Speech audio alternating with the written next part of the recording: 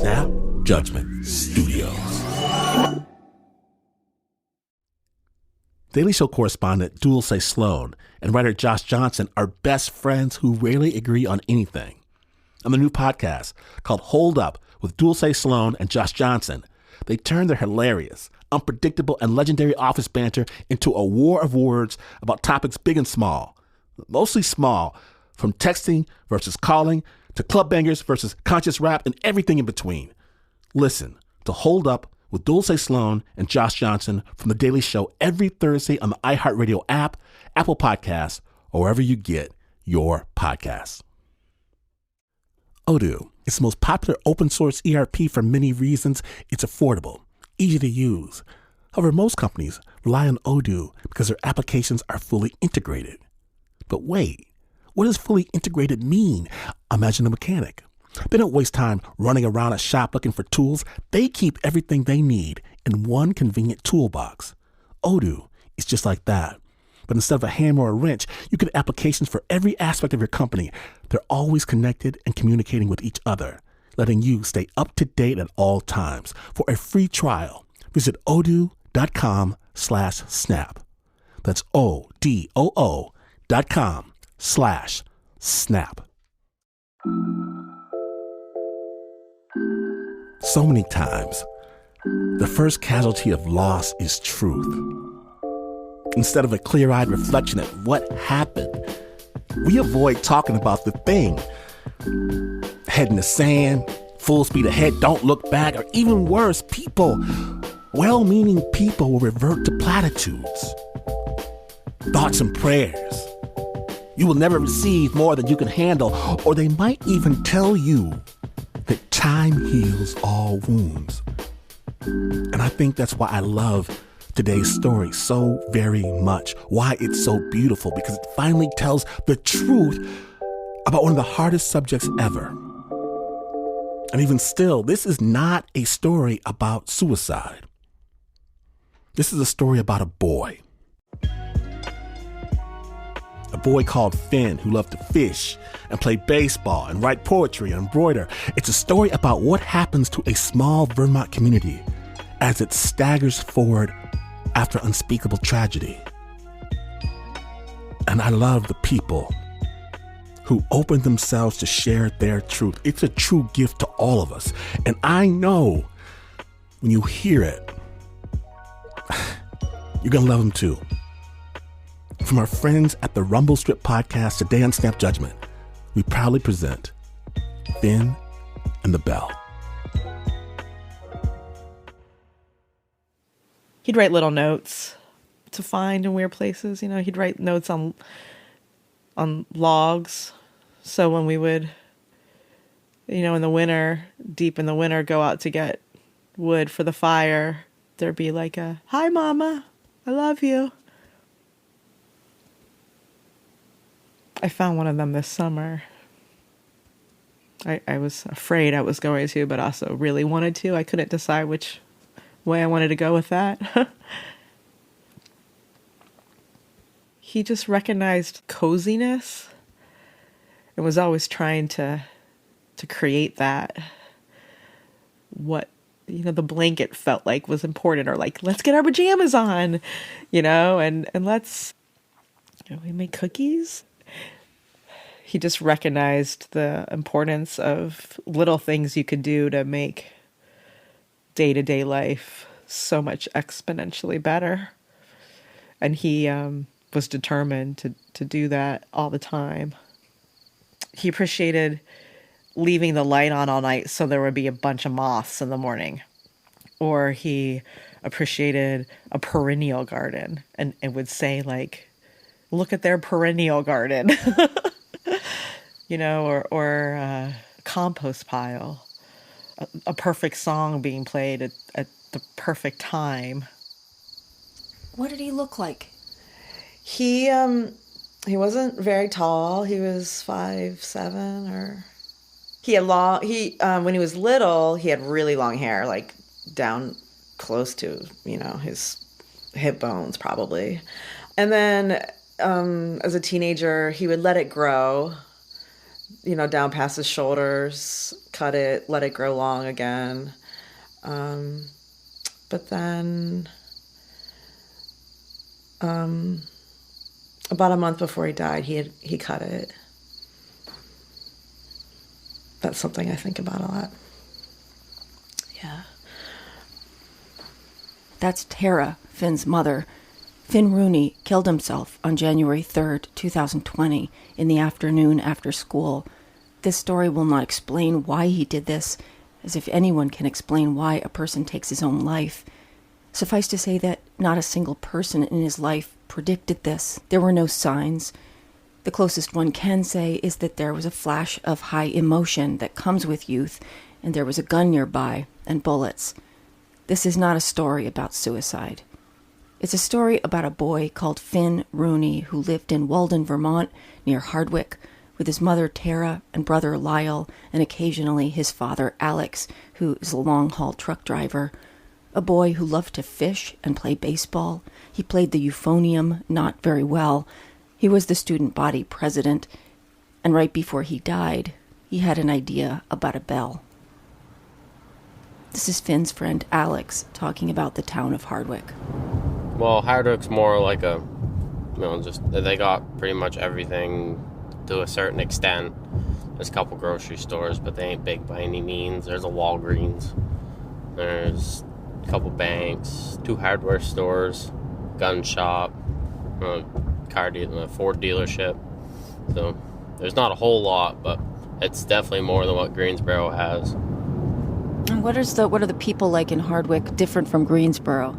Well, Greensboro, they're more, I've come across from working at Willie's over here in Greensboro, the Greensboro folk are a little more high class, I guess you can call it. They have a little more, their pockets are a little deeper. They're a little more liberal, I guess you could say, but then Hardwick, just a bunch of hicks, a good share of them. Hardwick's kind of like, it's the perfect combination of hippies and rednecks. Hippie, redneck combination type of thing. This is Finn's friend Allie. For lack of a better word, like a cesspool of like hipnecks. What was Finn? Finn was a total hipneck. He was the most ideal combination of a hipneck you can get. He wasn't, because sometimes there's some that are like 70-30% hippie redneck. Finn was 50-50. He was right in the middle. If you needed him to help you weed your garden, he'd do it. If you needed him to help fix your truck, he'd do it. It was just, he was very much in the middle, could do anything you asked him to do. He partook in activities of every single crowd around. This is Mac. He was the star baseball player. He was the student council president. He liked to go and fish and hunt and work on his truck. He did everything. That's why he was friends with everybody. Again, here's Finn's mom, Tara. It's a farming community, a logging community. People have lived here for 6 generations. There's like last names that are last names, and Finn was like, how long would it take for Rooney to be like a Hardwick last name, and people were like, 200 years maybe, and so we were like, we've got our work cut out for us. So he was active in Bread and Puppet, a theater group in Glover, as a really little kid when we first moved here in 2010. He really wanted to do that, so he joined the band or he would like play in parades and stuff that first year we came. But he was also looking for establishing himself in Hardwick. And that's a different trajectory. And so he joined the volunteer fire department. He was a junior firefighter. When he was, I guess that would be the first year we moved here, Butch, our neighbor, was the assistant fire chief and had been in the fire department for 50 years or something, and offered Finn to go. We had a pager. The pager would go off in the middle of the night, and Finn would get his gear on real fast and go out in Butch's truck, and Butch would take him to these fires. And he was very interested in everything. This is Butch. He paid attention to every last thing that was going on, and he wanted to learn everything that was going on. When you were out of fire, he was right there want to see how everything was done and why it was done. And that was him. He was 17, but his mind was, I think, way more than 17. I first met Finn. We went fishing. This is Aaron. We had our fishing spots, and people always wanted to go with us, but it was usually just a me and him thing. It was really fun going trout fishing with him because he knew the rivers pretty well. That's as much as Aaron wanted to say to me. I asked if, instead of talking, he could take me to one of their fishing spots. This is good. So this is one of me and Finn's fishing spots. Where are we? We are at one of me and Finn's fishing spots. You're not going to tell me where this is? No, I won't tell anybody where this spot is. It's me and Finn's spot.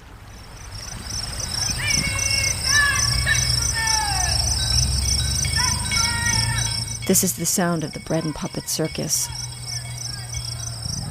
He wrote poetry, drove his truck really fast, pissed off the neighbors. I remember he would go out sometimes when I was making dinner and pick like seed heads, put them in a mason jar and stick it on the table, light candles, without asking. He liked a well-set table.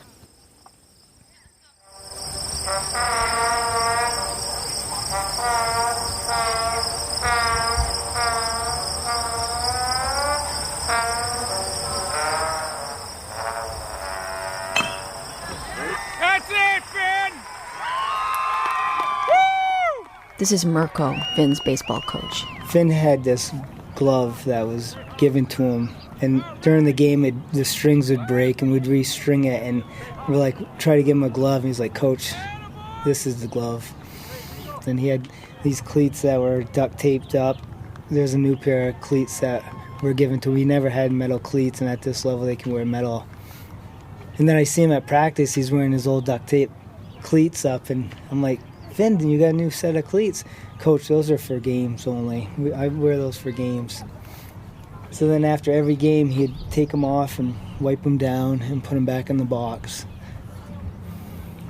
We brought some teams in New England, and we represented Vermont, and the coaches from the other team would come up to me and say, who's that center field? If I had 9 players like that. So even coaches that never coached him could see his work ethic and his love for the game.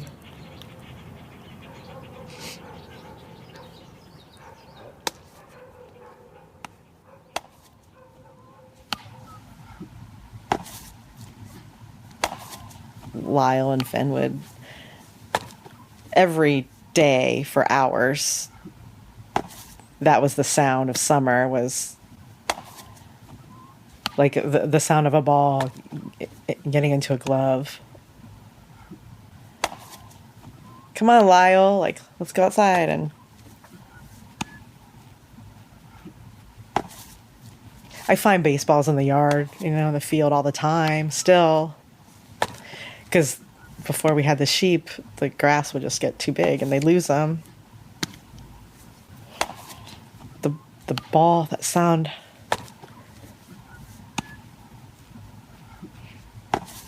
I give just about anything in the world to hear that. Yeah.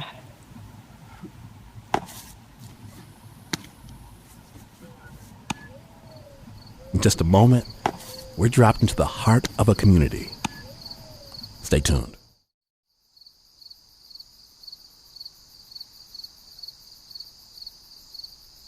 Welcome back to Snap Judgment. Finn and the Bell. A story about a family's and a community's response to the death by suicide of one of their own.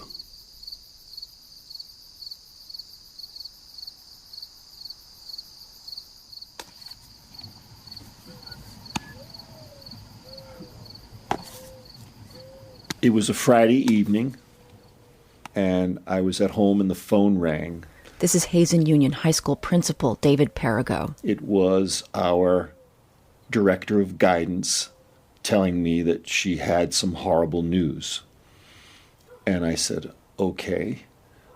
And she said, we have reason to believe that one of our students took their own life this afternoon.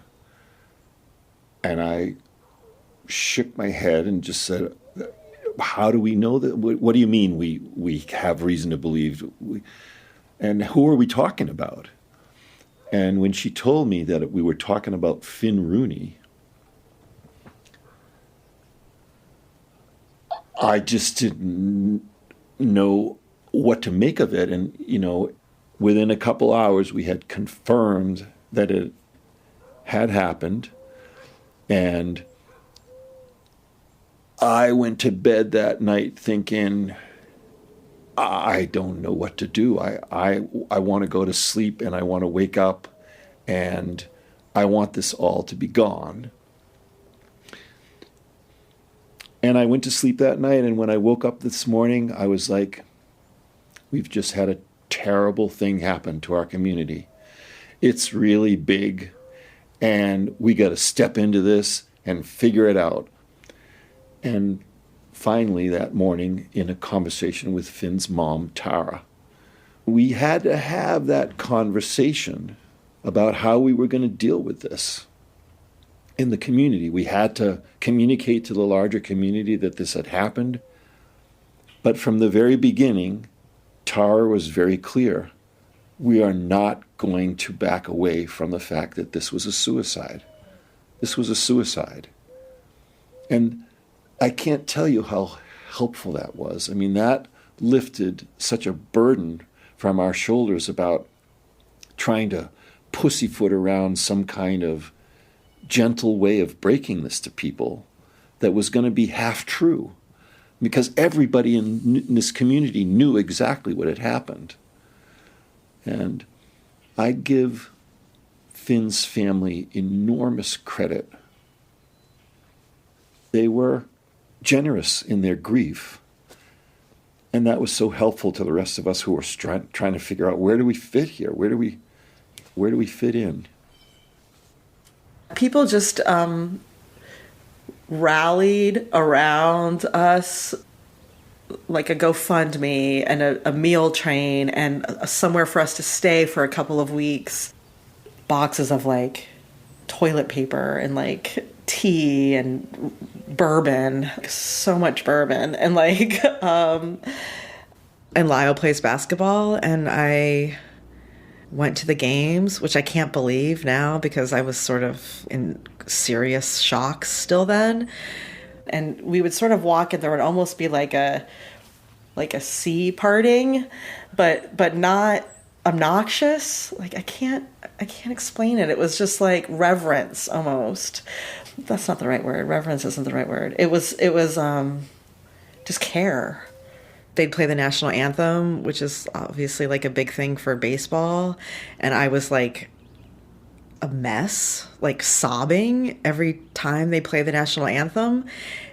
But then whoever I was sitting by would put their hand on my shoulder, and whether it was a logger or a mom or people just held us.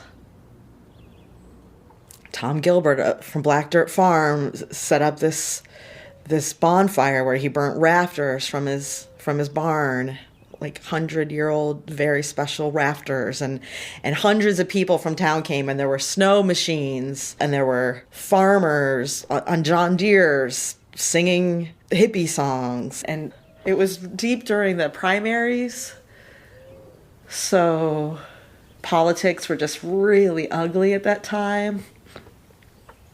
Faye was so eager for that to be over, just so people could have a bonfire. He used to say, I just wish we could all have a bonfire. And there it was. And it was really beautiful, really transcendent, and really sad. Finn was student body president at Hazen Union High School, and in the months before he died, he heard a story about a bell an old bell that used to hang in the belfry at Hardwick Academy in the middle of town before the school was knocked down in 1970 and Hazen Union High School was built right up the hill. He heard that they would ring this bell when Hardwick teams won away games so that the whole valley knew about the win altogether. Finn Rooney loved this idea, which maybe isn't surprising. He was a kid who had some notion of community being something inclusive and participatory, a verb even. He wanted to live in a town where there was a bonfire and everybody came. Finn was not a fan of smartphones or the internet in a lot of ways. So this was a way that people communicated that was different than posting it on Facebook. And he really loved that idea. He also thought that it could bring together different people in Hardwick.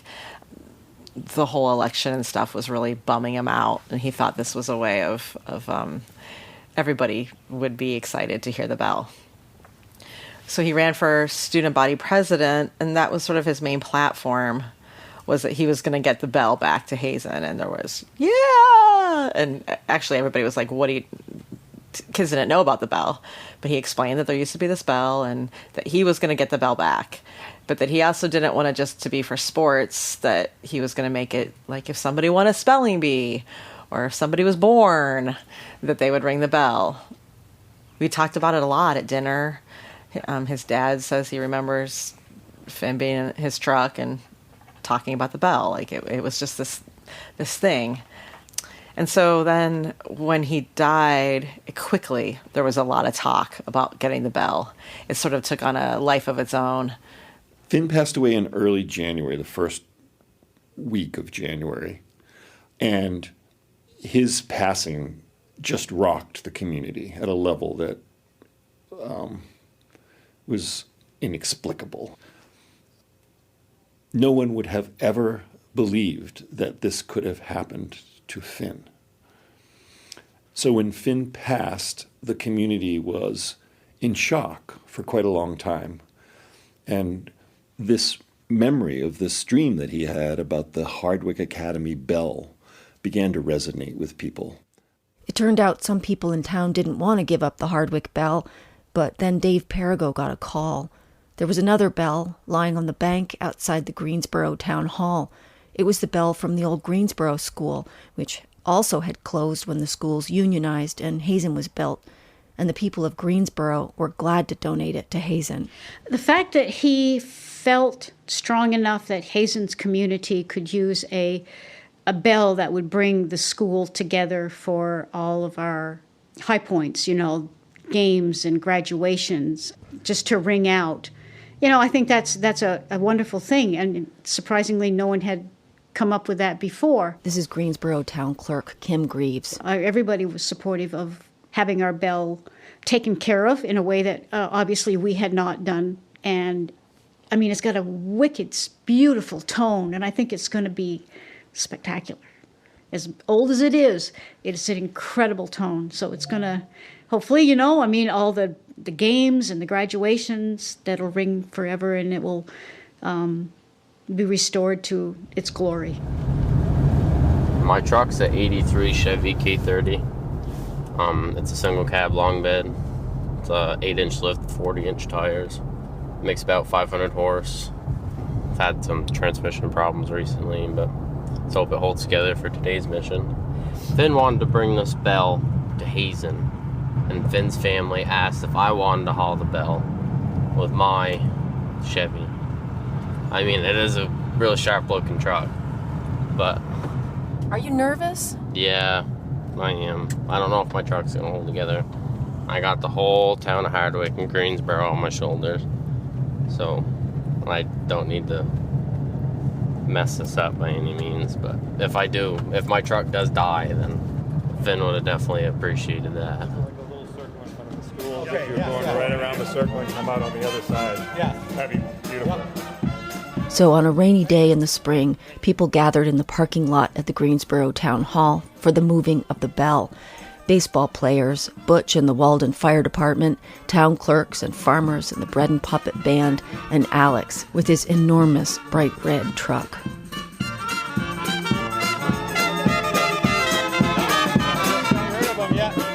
last couple of nights. Oh, did ya? Yeah. I had a fox come in and kill 11 of mine. Oh, that's what happened to mine. Oh, the guy killed them? Yeah. I had 7, then I had 5. So thank you all very, very much for joining us on this very special occasion here today. When we began to launch this bell project, one of the things we thought of was that we might get our own bell. We might have a bell made for us special. And then when this bell appeared, we realized what a gift. Not a new bell, a young, inexperienced bell, but a bell with maturity and spirit, a bell that has rung out to the community of Greensboro throughout its history, and a bell that will become our bell in Hazen. So we're incredibly grateful to the town of Greensboro for this. So in our appreciation today, we would like to present this letter to the town of Greensboro.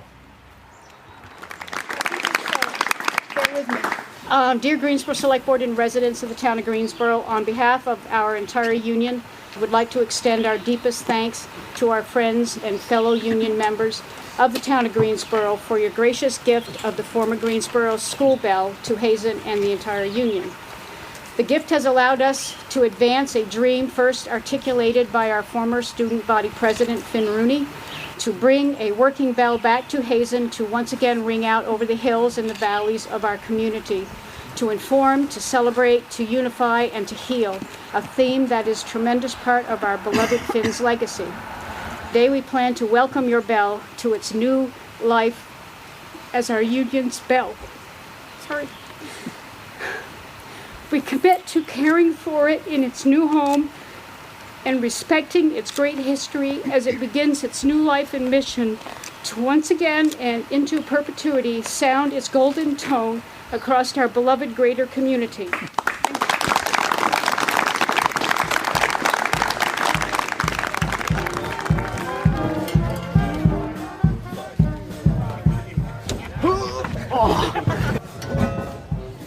How are we doing this? Gotta bring that in a little bit towards me. There you go. If you would like to motivate and inspire this group of people with the revving of your truck, Just don't pull the transmission. that would be cool. That would get people like mobilized and realizing that we're about to go. Right. Oh, the fire truck's already down there.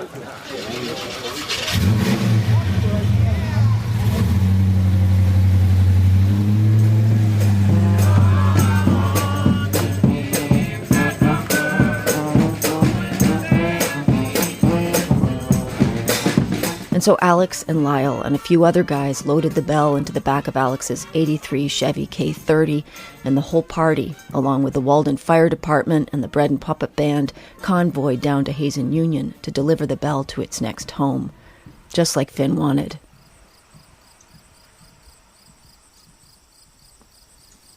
It never felt clumsy.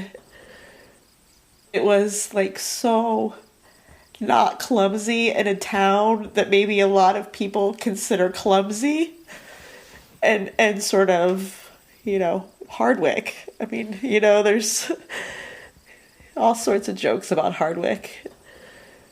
It was sort of that idea of Hardwick that was actually the most beautiful, real human experience of my entire life. I'd go to my mechanic and he was sobbing and like, can I change your oil? Or like the diner has a sandwich named after him. The 1-year anniversary, there were people made snowflakes with his name on them and taped them all around town. The bell.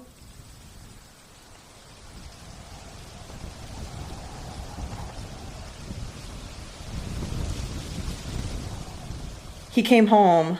I was on the couch, and normally as soon as either of the boys come in, I would check in with them, look at their face and ask them how their day was, and they very rarely even got up the steps without us talking for 10 minutes or something about their day.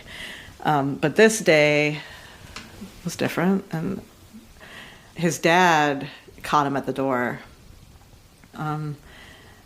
It was winter, and we needed wood for the fire, and I said, "Hey, Finn, can you grab some wood for the fire?" And he said, "Yep." And he went back outside and grabbed some wood for the wood stove, was coming in through the mudroom, and his dad said, "Hey, you want to go out to get something to eat?" And Finn said, "Nah, I'm not hungry." And he went upstairs. His dad and his brother and I were all sitting downstairs in the living room next to the chimney, and the chimney went through Finn's bedroom. So we were probably down there for 5 minutes. The sound went right down the chimney, and it took a long time to sort of, it probably was half a second, but in my head, I knew. Then we all started screaming, pretty much, except Lyle. He was just standing there, and I'm just gonna go get Butch. Butch will know what to do. He's on the fire squad, and I went outside. It was snowing. It was beautiful. I put on whichever boots I could find. They were mismatched, and like one was Finn's and one was Lyle's, like Boggs, and they were both left feet. and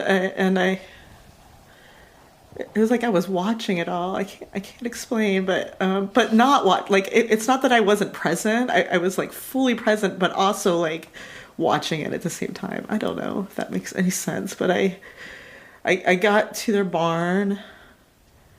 They have this big floodlight on their house. I got there and it was snowing, and you know, sometimes when you look up at a light and it's snowing, it's like so beautiful. And I stopped screaming. I'd been screaming this whole way. And I looked up at that light, and it was snowing, and it felt like there was no time, like at all, like, and the whole life flashing before your eyes thing. I guess there was a part of that, because I could see Finn at all of his ages all at once, and me all at once, and like everybody I'd ever met all at once. I mean, it sounds so, but like, you know, like volcanoes and like dinosaurs and the Big Bang, seasons like rapidly changing, you know, like me getting old without him being old, like it kind of was like me, Finn, and God. I'd say that's the best way I've ever described it. And I felt like Finn was like gathering like all of what was left of him, like the energy that was still like all like everywhere, because he was just such a big person. And I was like sort of waiting kind of patiently almost for it to all like gather. And then it was like zzz, like it just sort of got in me somehow, is how I felt it. I you know, I've explained this like very few times, but it was like infinite compassion for like every single person that had ever lived, like including me and including Finn for doing this. I remember saying out loud, "Oh!" Like I understood for just a second there, like why we were alive. And it felt like it was for each other. used to play this game.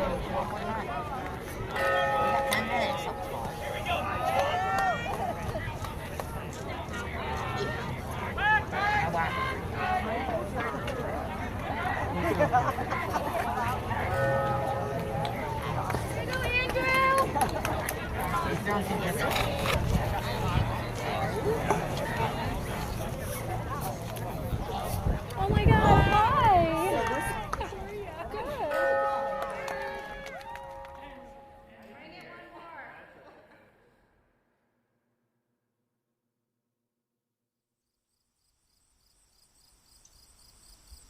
I want to thank every single person who talked with me for this show. All of these interviews were important in ways that is hard to describe. I especially want to thank Finn's mother, Tara Reese, whose openness and insights were astonishing and generous.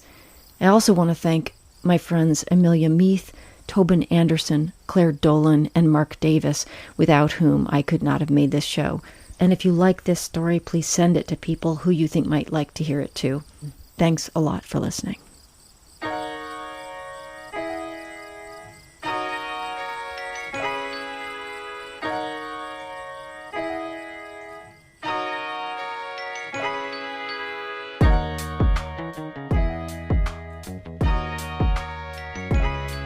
That was Finn and the Bell, produced by Erica Hellman for her podcast Rumble Strip.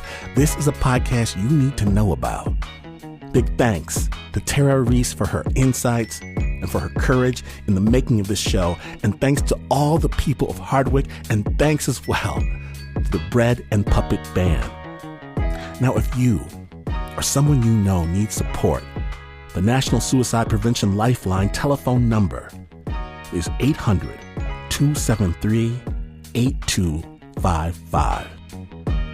Since this show was made, Erica and Tara and their friend Rose have started an organization in Hardwick called the Civic Standard, whose mission is to give the people of Hardwick plenty of excuses to get together and to make events where everyone is welcome and everyone comes. For more about Finn and the Bell, and to read people's reactions to this show, visit rumblestripvermont.com. After the break, we sit down and talk to Finn's mom. Stay tuned.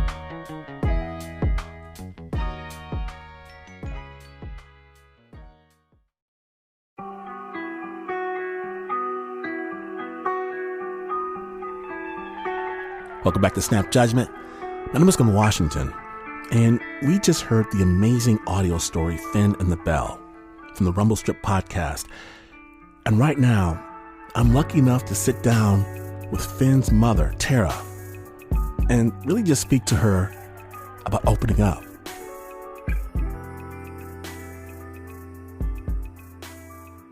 Thank you, Tara, for coming on Snap.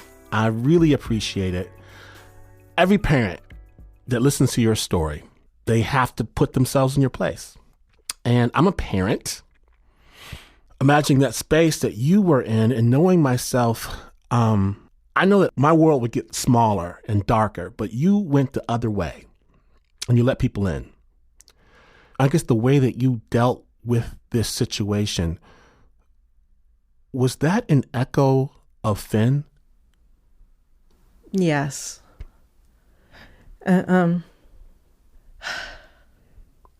Sorry, I'm trying to form thoughts.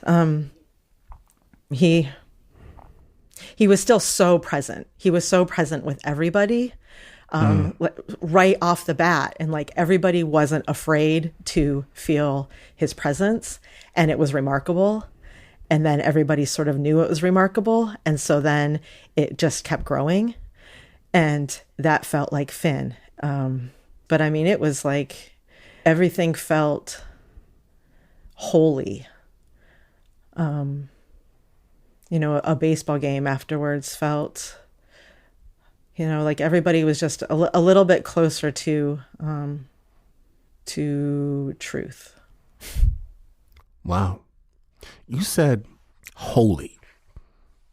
You all set up the Bell as a monument to kind of Finn's desires, his wishes. What do you feel when you hear that bell ring? It's complicated.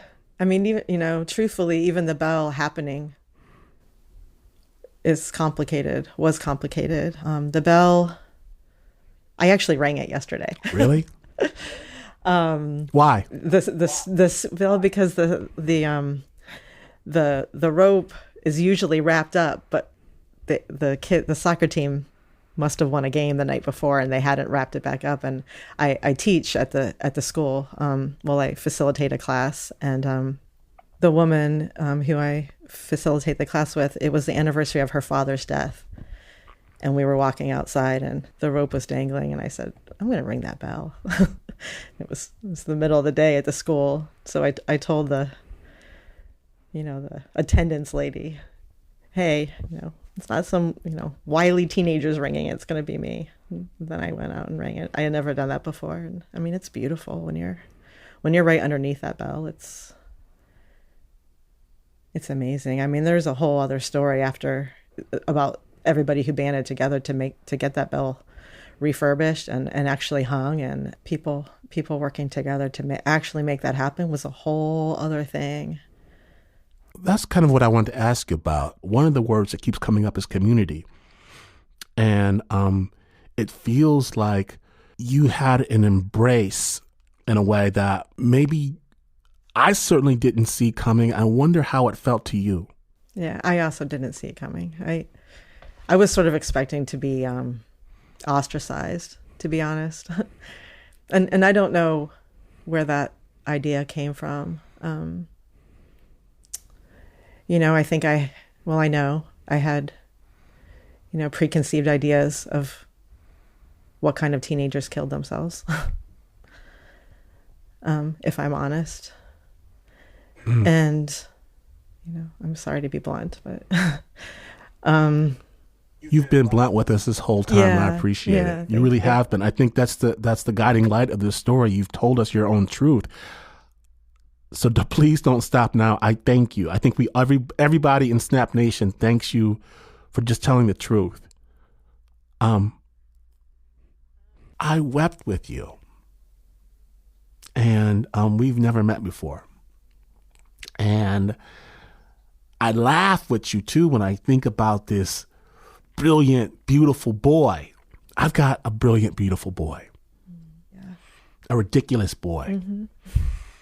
And I was actually with him when I was listening to some of your story, and it made me squeeze on him really, really, really, really, really, really, really tight. And I felt love from your story. I felt like it gave me power to just squeeze this big old huge kid I have and hug on him without. There wasn't the darkness of that. It was a gift that you gave. I want to run away from the darkness, and you've let me kind of look back into it a little bit and look at it for what it is. Did you do that before this? Yes. Was that part of you before? Yes. That was sort of my way of enduring before, and the way that I taught the boys. Lyle said, you always told us to pay attention to everything, but now what that means is that everything that I paid attention to reminds me of Finn. I can't turn away from everything that reminds me of Finn, because a black hole would still remind me of Finn. I also think that part of the reason it turned out the way it did for me is that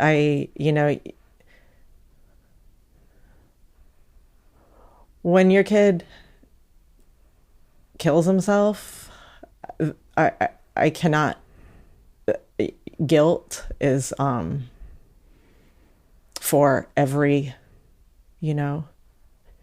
motherly miscalculation, whether big or small, is pretty much unbearable. I mean, it continues to plague me.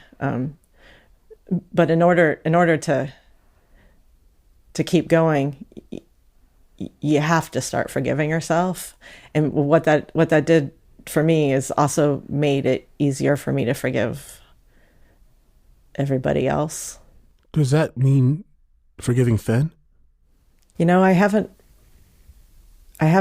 gotten to the point where I'm angry with him, and that's a true statement. You know, I think most of us have been in a very dark seconds, and Finn had a gun. Right. And that wasn't his fault. That was a real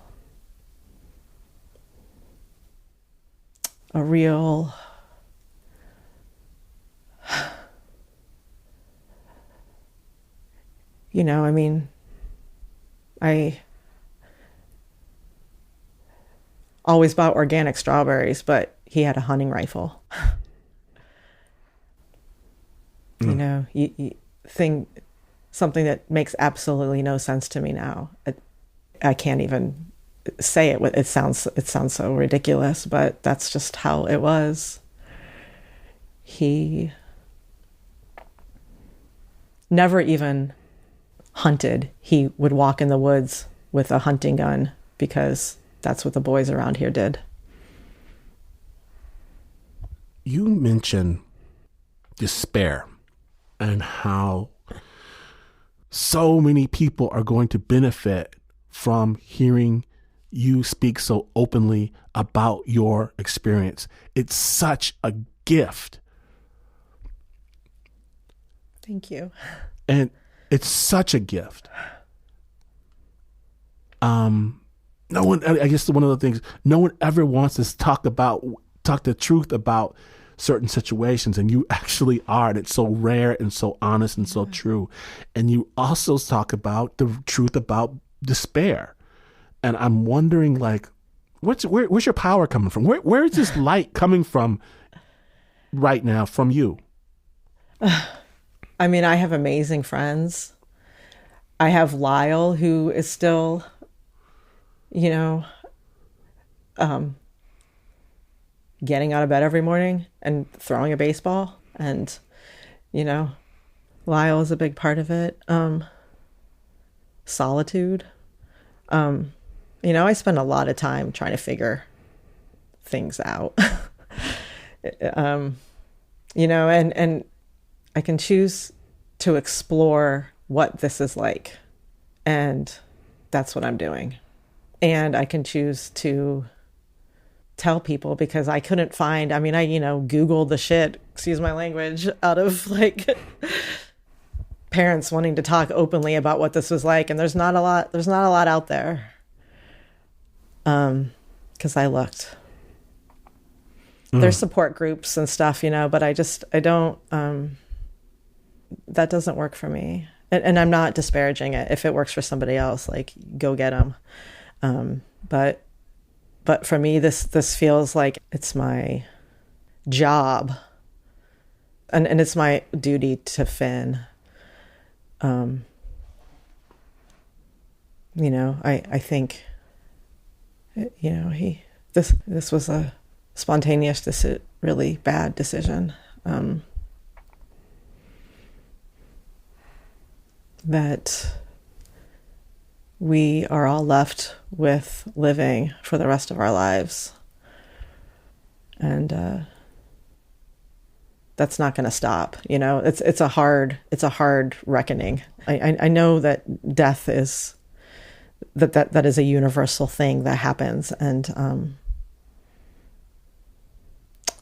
suicide is different.